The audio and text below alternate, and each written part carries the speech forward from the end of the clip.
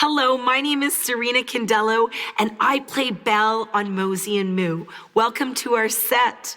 I have taught creative dance to preschoolers for a long time, and it is my hope that Belle's creative tips will give you the confidence and inspiration to integrate dance into the young child's world, whether you use it in an educational or recreational capacity.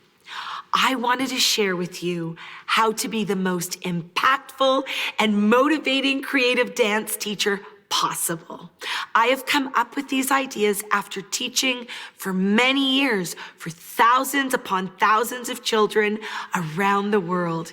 Here are some basic tips to keep in mind when you're motivating children to dance their hearts out.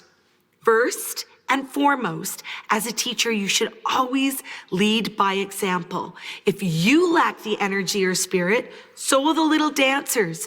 Try your best to always dance with your dancers as well.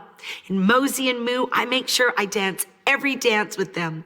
Even if you just begin the dance at the beginning of your class and do a little bit in the middle and a little bit in the end, the children will appreciate it so very much.